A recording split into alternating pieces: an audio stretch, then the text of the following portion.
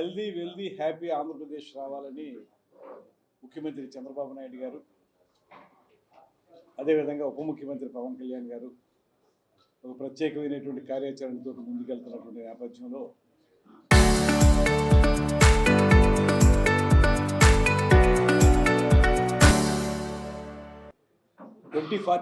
కి భారతదేశాన్ని వికసిత భారత్గా చేయాలని కేంద్ర ప్రభుత్వం ఆలోచిస్తే స్వర్ణాంధ్రగా తయారు చేయాలనేటువంటి ఆలోచన మన రాష్ట్ర ప్రభుత్వం ముఖ్యమంత్రి చంద్రబాబు నాయుడు గారి నేతృత్వంలో జరుగుతుంది. అందులో భాగంగా అన్ని రంగాల్లో కూడా అభివృద్ధి జరుగుతూ ఉంది. అదేవిధంగా ఒకప్పుడు హైటెక్ సిటీని అత్యద్భుతంగా అభివృద్ధి చేసినటువంటి ముఖ్యమంత్రి గారు ఇవాళ మనకి క్వాంటమ్ వ్యాలీ శంకుస్థాపన కూడా ఈరోజు అమరావతిలో చేసుకోవడం అనేది చాలా శుభ పరిణామం. అదేవిధంగా పర్యాటక రంగానికి వచ్చేటప్పటికి కూడా ఈ మధ్యకాలంలో చేపట్టినటువంటి అనేక అభివృద్ధి కార్యక్రమాలు అవన్నీ కూడా ఇవాళ రాష్ట్రాన్ని 2019 నుంచి 24 వరకు వైఎస్ఆర్ కాంగ్రెస్ ప్రభుత్వం పర్యాటక రంగంలో చేసినటువంటి భ్రష్టత్వాన్ని నివారించి నెమ్మదిగా మళ్ళీ పట్టాలెక్కిస్తున్నటువంటి శుభ సందర్భాన్ని ఈ సందర్భంగా గుర్తు చేస్తూ ఇవాళ 2024-29కి గాను ఒక పర్యాటక పాలసీని తీసుకురావడం మాత్రమే కాకుండా ఇండస్ట్రీ స్టేటస్ అనేది టూరిజంకి ఇవ్వడం అనేటువంటి కార్యక్రమం, అదేవిధంగా పబ్లిక్ ప్రైవేట్ పార్ట్నర్షిప్ విధానంలో అనేక మంది పెట్టుబడిదారులను ఆకర్షించి ఇవాళ రాష్ట్రంలో టాప్ బ్రాండెడ్ హోటల్స్ని కానీ రిసార్ట్స్ని కానీ పెట్టుబడులు పెట్టడానికి తీసుకురావటం, తాజ్ కానీ మైరా కానీ అట్మాస్ఫియర్ 4 కానీ మ్యారియట్ కానీ హయత్ కానీ ఇలాంటి పెద్ద పెద్ద బ్రాండ్స్ ఏవైతే ఉన్నాయో ఇవన్నీ కూడా ఆంధ్రప్రదేశ్లో అన్ని ప్రాంతాల్లోనూ స్టార్ హోటల్స్ నిర్మించడానికి ముందుకు రావడానికి కారణం ఈ ప్రభుత్వం తీసుకుంటున్నటువంటి ప్రత్యేకమైన శ్రద్ధ. అందుకే ఇవాళ ఈ సంవత్సరన్నర కాలంలో 18 నెలల కాలంలో రమారమి 30,000 కోట్ల రూపాయల పెట్టుబడుల్ని ఈ సెక్టార్లో ఆకర్షించగలిగాం. అంతకుముందు మేము నిర్వహించినటువంటి విజయవాడ, విశాఖపట్నం, ఢిల్లీ తదితర ప్రాంతాల్లో ఏర్పాటు చేసినటువంటి తిరుపతి ప్రాంతాల్లో ఏర్పాటు చేసినటువంటి పెట్టుబడిదారుల సదస్సులు అనేక మంది ముందుకు వచ్చారు. దాంతోపాటు మన సిఐఐ విశాఖపట్నంలో జరిగినటువంటి కార్యక్రమంలో కూడా అనేక మంది పెట్టుబడిదారులు ముందుకు రావడం జరిగింది. 117కు పైగా ప్రఖ్యాత సంస్థలతోటి ఒప్పందాలు చేసుకున్నాం మొత్తంగా ఈ సదస్సుల్లో. అదేవిధంగా 27 ప్రాజెక్టులకి SIPB state investment promotion board అంటారు. ఆ స్టేట్ ఇన్వెస్ట్మెంట్ ప్రమోషన్ బోర్డులో ముఖ్యమంత్రి గారు ఇతర మంత్రులు ఉంటారు. 27 ప్రాజెక్టులు కొత్త ప్రాజెక్టులకి అనుమతులు తీసుకోవడం జరిగింది. అందులో 3 ప్రాజెక్టులు ప్రారంభానికి సిద్ధంగా ఉన్నాయి, పురోగతిలో 12 ప్రాజెక్టులు ఉన్నాయి, శంకుస్థాపనకు సిద్ధంగా 5 ప్రాజెక్టులు ఉన్నాయి, 7 ప్రాజెక్టులకి భూ కేటాయింపులు పూర్తయ్యాయి. వీటన్నిటి ద్వారా పర్యాటకులను అందుబాటులోకి 4,839 రూములు అందుబాటులో తీసుకురాబోతున్నాయి. ఇవి పర్యాటక రంగంలో పెద్ద ఎత్తున ఈ మధ్యకాలంలో వచ్చినటువంటి. ఎందువల్లనంటే ఎవరైనా పర్యాటకులు వస్తే వారికి వసతి సౌకర్యం లేకపోతే వారు ఒక రోజుతోనే తిరిగి వెళ్ళిపోతారు. వారిని ఒక 2-3 రోజులు ఉంచాలంటే మాత్రం వసతి సౌకర్యం కల్పించాలి. అందుకే ఈ 5 సంవత్సరాల కాలంలో 50,000 రూములు ఉండాలి మనకి రాష్ట్రంలో అనేటువంటి మాట ముఖ్యమంత్రి గారు చెప్తున్నారు. అందులో భాగంగా ఈ 12 నెలల కాలంలో 18 నెలల కాలంలోనే 4,839 రూముల్ని మనం తీసుకురావడం జరిగింది. దాదాపు 1,22,637 మందికి ఉద్యోగాల సృష్టికి మార్గం సుగమం చేశాం. ఎందువల్లంటే ఎప్పుడైతే పర్యాటక రంగం అభివృద్ధి చెందుతుందో ప్రతిమ అన్ని సెక్టార్ల కంటే కూడా ఎక్కువగా ఉద్యోగాలు కల్పన చేసేటువంటి అవకాశం పర్యాటక రంగానికి ఉంది. అందులో భాగంగా ఇవాళ మనం చేపడుతున్నటువంటి ఈ కార్యక్రమాల వల్ల రమారమి 1,22,637 మందికి ఉద్యోగాల కల్పన, ఉపాధి కల్పన జరిగేదానికి అవకాశం దొరికింది. అదేవిధంగా దేశవ్యాప్తంగా 2025-26లో 11,272 రూమ్స్ ఏర్పాటైతే 3 ఒక వంతు హోటల్ ఏపీలోనే ఏర్పాటు కావడం అనేది గొప్ప విషయం. 11,272 దేశం మొత్తం మీద, మన దగ్గర ఒక్కటే 4,397 మొత్తం రూములు ఏర్పాటు చేసుకున్నాం. 8 పర్యాటక ప్రాంతాలని 428 కోట్లతోటి గ్రాంట్లు సాధించాం. ముఖ్యంగా కేంద్ర ప్రభుత్వ సహకారం కూడా బాగా లభిస్తుంది. కేంద్ర ప్రభుత్వం యొక్క సహకారంతో ఇవాళ 428 కోట్ల రూపాయల పెట్టుబడులు తీసుకొచ్చాం. దాంట్లో భాగంగానే సాస్కీ కింద special assistance for capital fund అనేటువంటిది ఉంటుంది.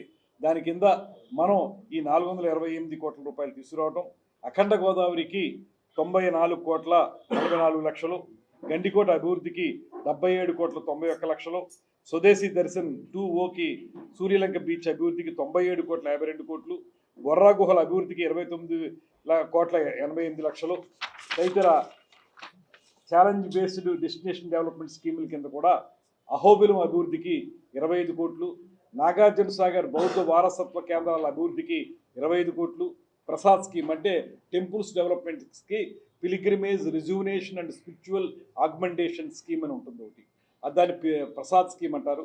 దాని కింద అన్నవరం దేవస్థానంలో మౌలిక సదుపాయాల కల్పనకి 25 కోట్లు మంజూరయ్యాయి. ప్రస్తుతం ఆయా ప్రాంతాల్లో శరవేగంగా పనులు జరుగుతున్నాయి. విశాఖపట్నం, అరకు, రాజమండ్రి, అమరావతి, శ్రీశైలం, తిరుపతి మరియు గండికోట వంటి 7 యాంకర్ హబ్బులు రాష్ట్రంలో ఏర్పాటు చేయడం, 2 Buddhist, 10 temple, 5 beach, 4 river cruise, 3 eco, 2 sea cruise, seaplane tourism సర్క్యూట్లు, తదితర 25కి పైగా థిమాటిక్ సర్క్యూట్లు. అంటే సీప్లేన్ తీసుకురావడం కానివ్వండి, ఈ సంవత్సరం నుంచి సీప్లేన్ కూడా స్టార్ట్ అవుతుంది. దానికి వైబిలిటీ గ్యాప్ ఫండింగ్ అనేది చాలా అవసరం. ఎందువల్లంటే దాని రేటు ప్రయాణికులు భరించలేరు కనుక కేంద్ర ప్రభుత్వాన్ని మనం రిక్వెస్ట్ చేసాం. వారు కూడా వైబిలిటీ గ్యాప్ ఫండింగ్ అనేటువంటిది ఇస్తూ ఉన్నారు. దాని ప్రకారం ప్రయాణికుడి మీద భారం పడకుండా మనకి సీప్లేన్ మీద వాళ్ళు టూరిజం చేసేదానికి అవకాశం కలుగుతుంది. అదేవిధంగా దీనికి సంబంధించినటువంటి క్రూజ్ ఇవాళ మనం కార్డేలియా అనేటువంటిది ఒకటి విశాఖపట్నం, చెన్నై, పాండిచేరికి ఒక క్రూజ్ని ఏర్పాటు చేసాం. అది 7 స్టార్ ఫెసిలిటీస్ ఉన్నటువంటి క్రూజు. అది రేపు నవంబర్ నుంచి కూడా రెగ్యులర్గా అది ఇక్కడ ప్రయాణం చేస్తుంది. దాంతోపాటు కేవలం సీలో మాత్రమే కాకుండా రివర్లో కూడా క్రూజ్ వెళ్ళేలాగా మన కాకినాడ నుంచి, అదేవిధంగా ప్రకాశం బ్యారేజ్ నుంచి కూడా, గోదావరి తీరం నుంచి కూడా ఏర్పాటు చేయడానికి ఒక ప్రయత్నం చేస్తూ ఉన్నాం. అదేవిధంగా ఏపీ పర్యాటకాభివృద్ధి సంస్థ ద్వారా 115 కోట్ల రూపాయల వ్యయంతో 15 హరిత హోటల్ని ఆధునీకరించి మౌలిక సదుపాయాలు కల్పించాం. మీరు ఇప్పుడు చూస్తే స్పష్టమైనటువంటి తేడా మీకు అక్కడ వైజాగ్లో మనకు ఉన్నటువంటి యాత్రి నివాస్ ఆ ప్రభుత్వ హయాంలో పూర్తిగా పాడుపడిపోయింది. ఎవరో యాత్రికులు వచ్చేటువంటి అవకాశం కనపడలేదు. ఇవాళ యాత్రి నివాసం మీరు చూస్తే ఒక అద్భుతమైనటువంటి ప్రదేశంగా దాన్ని తయారు చేసాం. ఇన్వెస్టర్లకి క్యాపిటల్ సబ్సిడీలు, ఇన్వెస్టర్లు ఎవరు వస్తున్నారో వాళ్ళకి మన కొత్త పాలసీ ప్రకారం క్యాపిటల్ సబ్సిడీ, అదేవిధంగా ఎస్జిఎస్టీ అంటే మన స్టేట్ ట్యాక్స్ ఏదైతే ఉందో దాన్ని రీఎంబర్స్మెంట్ ఇవ్వటం, స్టాంప్ డ్యూటీ మినహాయింపు ఇవ్వటం వంటి ప్రోత్సాహకాలు అందిస్తున్నాం. దీనికి తోడు పర్యాటక భూ కేటాయింపు విధానం అంటే ఇప్పుడు మనకి టూరిజం సెక్టార్లో మనకు ఉన్నటువంటి ఎక్కడెక్కడ ల్యాండ్ పార్సిల్స్ ఉన్నాయో అవన్నీ కూడా పబ్లిక్ డొమైన్లో పెట్టాం. ఎక్కడెక్కడ భూములు అవైలబుల్గా ఉన్నాయి టూరిజం ప్రాజెక్ట్స్కి అనేటువంటి పెట్టాం. దాని ప్రకారం ఎవరైనా సరే మా దగ్గర మెంబర్షిప్ తీసుకుని వారు మాకు పలానా స్టార్ హోటల్ పెడతాం, లేకపోతే టూరిజం డెవలప్మెంట్కి కార్యక్రమం చేస్తాం అనేటువంటిది వారు ముందుకు వస్తే దానికి భూ కేటాయింపు ఏ రకంగా చేయాలనే దానికి ఒక పాలసీ తీసుకొచ్చాం. టూరిజంకి డెవలప్మెంట్కి పాలసీని తీసుకురావడం జరిగింది. అదేవిధంగా హోమ్ స్టేస్ మీరందరూ గమనిస్తే మనందరికీ ఎస్పెషల్లీ కోనసీమలో కానీ మన ప్రాంతాల్లో కానీ మీరు చూస్తూ ఉంటారు. ఏవైతే మండువా లోగిళ్ళు అటువంటివి పూర్వం నుంచి ఉన్నాయో అటువంటివి ఇక్కడ కానీ తిరుపతి కానీ అమరావతిలో కానీ మొత్తం రాష్ట్రం మొత్తం కూడా అలా పురాతనమైనటువంటి హౌసెస్ ఏవైతే ఉన్నాయో వాటిని హోమ్ స్టేస్గా తయారు చేయడం. అంటే అందులో ఫెసిలిటీస్ పెట్టి దాని ఒరిజినల్ స్ట్రక్చర్ మార్చకుండా వాళ్ళు డెవలప్ చేసుకుంటే హోమ్ స్టే పాలసీ ఒకటి తీసుకొచ్చాం. దాని ద్వారా పర్యాటక రంగాన్ని అభివృద్ధి చేయడానికి ఎలా చేస్తాము అంటే చాలామంది ఫారెన్లో సెటిల్ అయిపోయిన వాళ్ళు, వేరే చోట్ల సెటిల్ అయిపోయిన వాళ్ళకి మన గ్రామీణ ప్రాంతాలు ఏ రకంగా ఉంటాయనేది పూర్తిగా అర్థం కాదు. ఆ పిల్లలకి వాళ్ళు వెకేషన్కి ఇక్కడ వచ్చినప్పుడు వాళ్ళు అలాంటి హోమ్ స్టేస్లో ఉంటే వాళ్ళకి గ్రామీణ ప్రాంతం ఎలా ఉంటుంది, పూర్వపు ఇళ్ళు ఎలా ఉండేవని తెలిసే విధంగా ఆ స్ట్రక్చర్ మార్చకుండా, అదేవిధంగా అట్ ది సేమ్ టైం మంచి ఫెసిలిటీస్ కూడా ఇచ్చి హోమ్ స్టే విధానాన్ని తీసుకొస్తున్నాం. దానికి మా దగ్గర రిజిస్టర్ చేసుకున్న వాళ్ళకి స్పెషల్ ప్రోత్సాహకాలు ఇచ్చి హోమ్ స్టే పాలసీని కూడా తీసుకురావడం జరిగింది. అదేవిధంగా టెంట్ సిటీస్ ఇవాళ మనకి ప్రధానమైనటువంటి పుణ్యక్షేత్రాలని 21 పుణ్యక్షేత్రాలని ఆంధ్రప్రదేశ్లో గుర్తించాం. తిరుపతి, శ్రీశైలం, అన్నవరం ఇలా మన ప్రాంతాలు, ఈవెన్ వాడపల్లి ఇలాంటి ప్రాంతాలు కూడా గుర్తించాం. ఈ అన్ని ప్రాంతాల దగ్గర కూడా మనకు జరుగుతున్నది ఏంటంటే సరైనటువంటి వసతి సౌకర్యం లేకపోవడం వల్ల వాళ్ళు వచ్చి దర్శనం చేసుకుని వెళ్ళిపోతారు. కాకపోతే ఇవాళ ఒక చోటకు వచ్చిన వాళ్ళు చూడడానికి చాలా ప్రాంతాలు ఉంటాయి. నిజానికి వాడపల్లి వచ్చిన వాళ్ళు ఈ 2 జిల్లాల్లోనూ ఓ పక్కన ద్వారకా, తిరుమల, అన్నవరం, అదేవిధంగా అక్కడ అప్పనపల్లి ఇలాగ రకరకాల పుణ్యక్షేత్రాలు ఉన్నాయి. కోరుకొండ, తంటికొండ ఇవన్నీ కూడా పుణ్యక్షేత్రాలు ఉన్నాయి. వీటన్నిటిని తిరగాలంటే వాళ్ళకి ఎక్కడో చోట స్టే అవసరం. ఆ స్టే కల్పించాలంటే మనకి పూర్తి స్థాయిలో మన దగ్గర స్టార్ హోటల్స్ లేవు, లేకపోతే మిడిల్ క్లాస్ హోటల్స్ కూడా లేవు. అందువల్ల పుణ్యక్షేత్రాలు ఎక్కడైతే ఉన్నాయో ఆ ప్రాంతాల్లో టెంట్ హౌసెస్ని ఏర్పాటు చేయాలి. అవి తక్కువ ఖర్చుతో అవుతాయి, at the same time facility ఇవ్వగలుగుతాం. వచ్చిన వాడు ఒక 2 రోజులు 3 రోజులు అక్కడ ఉండి మొత్తం అన్ని ప్రదేశాలు తిరగడానికి అవకాశం దొరుకుతుంది కనుక టెంట్ సిటీస్. ఈ సందర్భంగా రేపు జరిగేటువంటి పుష్కరాల విషయంలో కూడా మనకి పుష్కరాలని ప్రత్యేకంగా తీసుకుని మనం వీటిని ఘనంగా నిర్వహించాలనేటువంటి ఆలోచన చేసేటప్పుడు కూడా అందులో కూడా హోమ్ స్టేలు, టెంట్ సిటీస్ గురించి కూడా ప్రత్యేకమైనటువంటి కార్యక్రమం ఏర్పాటు చేస్తున్నాం. ఈ టెంట్ సిటీస్ ద్వారా ఎక్కువ మంది వచ్చినటువంటి వాళ్ళకి అకామిడేషన్ కల్పించేదానికి అవకాశం దొరుకుతున్నటువంటి ఆలోచనతోటి ఆ కార్యక్రమాన్ని చేపడుతున్నాం. అదేవిధంగా ఇవాళ అరకు కాఫీ ఎంత పాపులర్ అయిందో మీ అందరికీ తెలుసు. అరకు కాఫీ ఇవాళ ప్రపంచవ్యాప్తంగా పాపులర్ అయ్యేటువంటి పరిస్థితి. ప్రధానమంత్రి గారు కూడా దాన్ని ప్రమోట్ చేస్తున్నారు. దానికి అనుగుణంగానే అరకు కౌని అనేటువంటిది కొత్తదాన్ని ఈ మధ్యకాలంలో అరకు ప్రాంతంలో మొన్న అరకు ఉత్సవాలు నిర్వహించినప్పుడు అరకు కౌని అనేటువంటి పేరుతోటి ఒక మిల్లెట్స్తో కూడినటువంటి థాలీ అనమాట. అది అందులో కేవలం మిల్లెట్సే ఉంటాయి, ఎక్కడ కూడా రైస్ వాడరు. మిల్లెట్స్తో కూడినటువంటి థాలీ ఒకదాన్ని రెసిపీని డెవలప్ చేశారు. అక్కడ కలెక్టర్ గారు ప్రత్యేకమైన శ్రద్ధ తీసుకుని ఆ రెసిపీని తయారు చేశారు. మొన్న జరిగినటువంటి ఈ అరకు ఉత్సవంలో కూడా ఆ రెసిపీని అందరూ కూడా ఇష్టపడ్డారు. అలాగే అరకు కాఫీ లాగే అరకు కౌని అనేటువంటి దాన్ని అంటే చిరుధాన్యాలతోటి తాళి, ఆ తాళిని డెవలప్ చేసే సిస్టమ్ని కూడా ప్రాచుర్యంలోకి తీసుకురావాలని ఒక ఆలోచన చేస్తూ ఉన్నాం. అదేవిధంగా కేరళ తరహాలో రాజమండ్రి, విజయవాడ, సూర్యలంక వంటి 8 ప్రాంతాల్లో హౌస్ బోట్లు ఇవాళ త్వరలోనే మన గోదావరిలో కూడా హౌస్ బోట్ తయారు చేస్తున్నాం. ఇప్పటికే మేము అక్కడ మన పున్నమి ఘాట్లో విజయవాడలో హౌస్ బోట్లు 2 ప్రారంభించాం. అక్కడ మొత్తానికి 5 హౌస్ బోట్లు రెడీగా ఉన్నాయి. మన కేరళలో ఎలాగైతే హౌస్ బోట్లలో అక్కడ మకా ఉంటారో అక్కడికి వెళ్ళి నైట్ టైం కూడా ఉంటారో అలాంటి హౌస్ బోట్స్ టోటల్గా 21 హౌస్ బోట్స్ రాష్ట్రంలో డెవలప్ చేయాలనేటువంటి ఆలోచన చేస్తున్నాం. అందులో ప్రధానంగా ఒక 5 హౌస్ బోట్స్ ఇప్పుడు రెడీగా ఉన్నాయి. మన రాజమండ్రిలో కూడా ఒకటి ఏర్పాటు చేస్తూ ఉన్నాం. అదేవిధంగా 2027 జూన్ 26 నుంచి జూలై 7వ తారీఖు వరకు 12 రోజుల పాటు జరిగేటువంటి ఉత్సవాలు. ఇది ఆగమ శాస్త్రం అనుగుణంగా ముఖ్యమంత్రి గారు అందరితో మాట్లాడి ఈ 12 రోజులు ఎప్పటి నుంచి ఎప్పుడు దాకా జరగాలనేటువంటి దాన్ని జూన్ 26 నుంచి అదేవిధంగా జూలై 7వ తారీఖు వరకు నడపాలని ఆలోచిస్తున్నాం. దాన్ని సమిష్టి కృషితోటి అందరం కూడా బాగా నిర్వహించాలనేటువంటి ఆలోచన చేస్తూ ఉన్నాం. దాంట్లో పర్యాటక రంగం కూడా ప్రత్యేకమైన శ్రద్ధ తీసుకుని నేను ఇందా చెప్పిన హౌస్ బోట్స్ కానివ్వండి, లేకపోతే టెంట్ సిటీస్ కానివ్వండి, అదేవిధంగా మనకి హోమ్ స్టేస్ కానీ ఏర్పాటు చేయటం. దాంతోపాటు ప్రధానంగా మేము దృష్టి పెడుతున్నది ఏంటంటే గత పుష్కరాల తాలూకు అనుభవాలను దృష్టిలో పెట్టుకుని ఎక్కడా కూడా స్టాంపేడ్ జరగకూడదు, ఎక్కడా కూడా రద్దీ పెరగకూడదు అనేటువంటి ఆలోచనతోటి మనం ఇప్పటి నుంచే కూడా ఆధ్యాత్మిక ప్రవచనకారులు ఎవరైతే ఉన్నారో వారిని నిల్వాలు చేయడం ద్వారా వారి ద్వారా ఏ ఘాట్లో స్నానం చేసినా సమాన పుణ్యఫలం దక్కుతుంది అనేటువంటి మాట తెలియజెప్పే విధంగా ఎక్కడా కూడా పలానా పుష్కర్ ఘాట్లో చేస్తేనే మంచిది లేకపోతే గౌతమి ఘాట్లో చేస్తే మంచిది కాకుండా మొత్తం 6 జిల్లాలు దీనికి ఎంపిక చేసాం. మనం ఇవాళ మన ఏవైతే జిల్లాలు విడిపోయినాయో ఆ జిల్లాల ప్రకారం 6 జిల్లాలు మన దగ్గర ఉన్నటువంటి అంబేద్కర్ కోనసీమ జిల్లా, కాకినాడ జిల్లా, తూర్పుగోదావరి జిల్లా, పశ్చిమ గోదావరి జిల్లాలో ఉన్నటువంటి మనకి పశ్చిమ గోదావరి జిల్లా, అదేవిధంగా ఏలూరు జిల్లా, కాకినాడ జిల్లా, ఇవన్నీ కలిపి ఒక 6 జిల్లాల్లో ఇది ఈ గోదావరి పుష్కరాలకి ప్రధానమైన కేంద్రాలుగా చేసి అన్ని ప్రాంతాల్లో కూడా ఈ జిల్లాలన్నింటిలో కూడా ప్రత్యేకమైనటువంటి వసతులు కల్పించాలని, తద్వారా ఇక్కడ ఉన్నటువంటి పుణ్యక్షేత్రాలన్నింటినీ కలుపుతూ సర్క్యూట్లు కూడా ఏర్పాటు చేయాలి. ఇక్కడికి వచ్చినటువంటి వారు ఒక భక్తిపూర్వకంగా స్నానం చేయడంతో పాటు చుట్టూ ఉన్నటువంటి అనేక పుణ్యక్షేత్రాలను చూడాలనుకుంటారు. అందువల్ల నవ జనార్దన పారిజాతం అనేటువంటి దాంతో వైష్ణవాలయాలు, అదేవిధంగా మనకి ఏవైతే ఈ శైవాలయాలు ఉన్నాయో వాటికి సంబంధించి ద్వాదశ జ్యోతిర్లింగాల్లో ఉన్నటువంటి శైవాలయాలు కానీ ఇతరత్ర పంచారామాలు కానీ వీటన్నిటిని కలుపుకుని ఒక సర్క్యూట్ చేయటం. ఈ సర్క్యూట్ చేయడం ద్వారా ఇక్కడి నుంచి ట్రాన్స్పోర్టేషన్ ఫెసిలిటీ, అక్కడ వసతి ఉండటానికి వసతి సౌకర్యం ఇవన్నీ కల్పించి ఇక్కడికి వచ్చిన భక్తులు అన్ని చోట్లకి వెళ్ళే విధంగా కూడా దీన్ని ఒక కార్యక్రమంగా తీసుకోవాలనేటువంటి ఆలోచన చేయడం జరిగింది. దీన్ని రాబోయే రోజుల్లో 60కి పైగా ప్రదేశాల్లో వాటర్ స్పోర్ట్స్ మరియు అడ్వెంచర్ కార్యక్రమాలు ప్రారంభించబోతున్నాం. బ్లూ ఫ్లాగ్ బీచ్ మనకు ఆల్రెడీ వైజాగ్లో రిషికొండకి బ్లూ ఫ్లాగ్ బీచ్ ఉంది. దాంతోపాటు ఇతరత్ర మనకు మైపాడ్ అద్భుతమైనటువంటి సీ కోస్ట్, అదేవిధంగా మనకి బీచ్ మచిలీపట్నం బీచ్, ఇవన్నిటిలో కూడా బ్లూ ఫ్లాగ్ బీచ్లు వచ్చే విధంగా తద్వారా మరింత అభివృద్ధి చేయడానికి ప్లానింగ్ చేస్తా ఉన్నాం.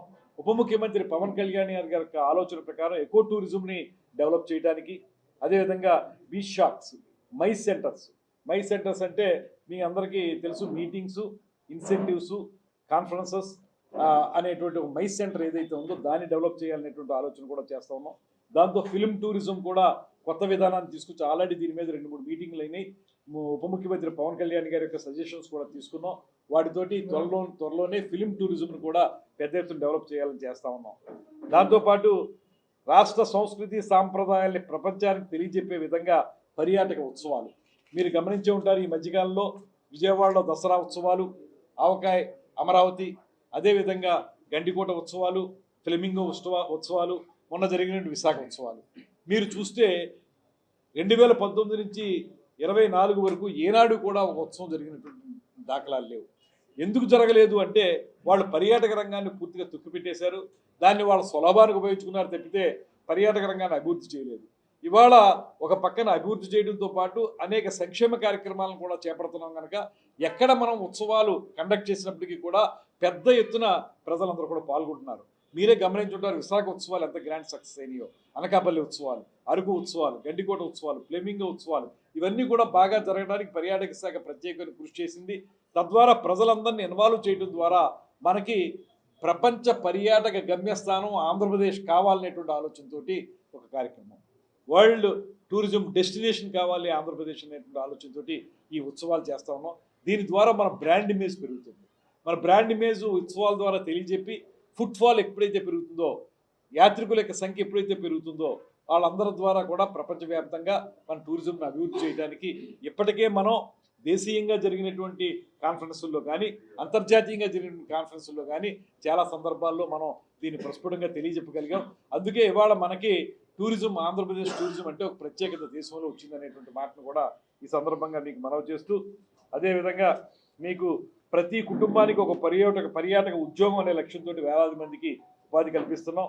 ఆంధ్రప్రదేశ్ గ్లోబల్ టూరిజం హబ్, అంతర్జాతీయ పర్యాటక చిత్రంలో నిలపాలనే ఆలోచన, ఇందాక మీకు చెప్పిన విధంగా 50,000 గదుల ఏర్పాటు, మిషన్ 2029కి అనుగుణంగా ఆర్థిక వృద్ధి, రాష్ట్ర పర్యాటక విధానాలు, నిర్దేశిత లక్ష్యాలపై చర్చించి బ్రాండింగు, మార్కెటింగు, ఉత్పత్తి, ప్రాజెక్టులు, పెట్టుబడులు, భాగస్వామ్యం, టెక్ ఎనేబుల్, క్రియేటివ్ ఎకానమీ ఇవన్నీ కూడా చేపట్టాలని, దీనికి సంబంధించి రాబోయే బడ్జెట్లో కూడా ఇప్పుడు ప్రధానంగా మనకు జరుగుతున్నటువంటి ఆలోచన ఏంటంటే పర్యాటక రంగాన్ని ఎంత బాగా మనం అభివృద్ధి చేసినప్పటికీ కూడా దీని బ్రాండ్ ఇమేజ్ని పెంచడానికి అవసరమైన నిధులు గతంలో ఎవరు ఖర్చు పెట్టలేదు. ఇవాళ ముఖ్యమంత్రి గారి సూచనల మేరకు బ్రాండ్ ఇమేజ్ని పెంచడానికి, ఏదైతే మన పర్యాటక రంగాన్ని ప్రాచుర్యంలోకి తీసుకొచ్చి ప్రజలందరికీ తెలియజెప్పడానికి వీలుగా దీనికి ఇతోధికంగా నిధులు ఇవ్వమని చెప్పి పయ్యావుల కేశవ్ గారితో, ఆర్థిక మంత్రి గారితో జరిగిన మొన్న మీటింగ్లో కూడా మా డిపార్ట్మెంట్ తరఫున మేము కోరడం జరిగింది. ఎక్స్క్లూజివ్గా బ్రాండింగ్ కోసం కానీ, ఇమేజ్ బిల్డింగ్ కోసం కానీ, వెబ్సైట్ లాంటివి తయారు చేయడం కానీ, ట్యాగ్ లైన్లు అవి తయారు చేసుకుని మరింత ముందుకు తీసుకెళ్ళడానికి కానీ ప్రత్యేకించి ఒక మామూలుగా జరిగేటువంటి అభివృద్ధి కార్యక్రమాలతో పాటు ఒక 150 కోట్ల రూపాయలు దీన్ని ప్రత్యేకించి కేటాయించాలని చెప్పి మన పయ్యావుల కేశవ్ గారికి అడగడం జరిగింది. తద్వారా రాబోయే బడ్జెట్లో మంచి నిధులు వస్తాయని, దాన్ని ముందుకు తీసుకెళ్తామనేటువంటి ఆలోచనతోటి మీకు ఈ కార్యక్రమాన్ని నిర్వహిస్తున్నాం. అదేవిధంగా ఏపీ డిప్యూటీ సీఎం గారి యొక్క సూచన మేరకు సూర్యరాయ ఆంధ్ర నిఘంటు అనేటువంటి ఒక దాని ఉంది మనకి. మీరు అబ్జర్వ్ చేస్తే సూర్యరాయ ఆంధ్ర నిఘంటు అనేటువంటి దాన్ని, అది పాడైపోయి ఇంకా మళ్ళీ దాన్ని వినియోగంలోకి తెచ్చేటువంటి అవకాశం కనపడినటువంటి నేపథ్యంలో డిప్యూటీ సీఎం గారికి చాలామంది చేసిన విజ్ఞప్తి మేరకు వారు కూడా దాన్ని పరిశీలించి దాన్ని రీప్రింట్ చేయడానికి, పునర్ముద్రణ చేయడానికి మనకు ఒక అవకాశం కల్పించాల్సిందిగా వారు అడిగారు కేంద్ర ప్రభుత్వాన్ని. దాన్ని తీసుకుని నేను కేంద్ర మంత్రి షెకావత్ గారితో మాట్లాడితే వారు కూడా సానుకూలంగా స్పందించారు. త్వరలోనే సూర్యరాయ ఆంధ్ర నిఘంటువుని మనం రీముద్రణ అంటే రీప్రింట్ చేయించడం, పునర్ముద్రణ చేయించడం అనేటువంటి కార్యక్రమాన్ని చేపట్టబోతున్నాం అనేటువంటి మాటను కూడా మీకు తెలియజేస్తున్నాను. అదేవిధంగా Singapore visitor centre, Dubai tourism హబ్బుల మాదిరిగా రాష్ట్రంలో పర్యాటక మౌలిక సదుపాయాల కల్పనకి, సందర్శకుల సౌకర్యాలు మరింత బలోపేతం చేసేందుకు అంతర్జాతీయ డెస్క్లు ఒకటి ఏర్పాటు చేస్తాం. ఇక్కడ ఇప్పటికే వియత్నాం వారు వచ్చి మన దగ్గర ఒక డెస్క్ ఏర్పాటు చేయమని అడిగారు. వాళ్ళు వియత్నాంకి మనకి మధ్యలో ఈ కనెక్టివిటీని ఏర్పాటు చేసుకోవడం ద్వారా ఇక్కడి నుంచి పర్యాటకులను అక్కడికి తీసుకెళ్ళటం, అక్కడి నుంచి ఇక్కడికి రావడం లాంటి కార్యక్రమాన్ని ప్రారంభించబోతున్నారు. అదేవిధంగా ఇతర దేశాలతో కూడా మేము లాస్ట్ టైం ఐటీబీ కార్యక్రమానికి బర్లిన్ వెళ్ళినప్పుడు బర్లిన్లో కూడా అక్కడ ఉన్న యూరోపియన్స్ తోటి మాట్లాడడం జరిగింది. వాళ్ళు వెల్నెస్ సెంటర్స్ ఏర్పాటు చేయండి ఆంధ్రప్రదేశ్లో, తప్పనిసరిగా వస్తాం. ఇతరత్ర అడ్వెంచర్ యాక్టివిటీస్ కానీ అవన్నీ కూడా మాకు ఉన్నాయి, కానీ మీకు ఉన్నది మాకు లేనిది ఏంటంటే కేవలం వెల్నెస్ సెంటర్స్. ముఖ్యంగా మనకి యోగా లాంటి ప్రత్యేకతతో కూడినటువంటి అంశాలు కానివ్వండి, లేకపోతే ప్రకృతి చికిత్స కానివ్వండి, లేకపోతే ఇతరత్ర ఆసనాలు ఇలాంటి కార్యక్రమాలు కానివ్వండి, ఆయుర్వేదం కానివ్వండి, ఇవి మనకు మాత్రమే సొంతమైనవి. అందువల్ల వారు అడిగింది ఏంటంటే మనల్ని ఆ వెల్నెస్ సెంటర్స్ మీరు all along the Coast line of Andhra Pradesh 974 కిలోమీటర్ల పొడవున ఉన్నటువంటి కోస్ట్ లైన్లో అలాంటి కార్యక్రమాలు ఏర్పాటు చేయండి, మేము వస్తూ ఉన్నారు. చరిత్ర సృష్టించినోడు ఇప్పుడు ఆ చరిత్రని తిరగరాయబోతున్నాడు. అబద్ధాల గోడల్ని బద్దలు కొట్టి నిజాలను రాగా మీ ముందుంచబోతున్నాడు. నిజమైన వార్తల కోసం వెంటనే డౌన్లోడ్ చేసుకోండి రా యాప్ని.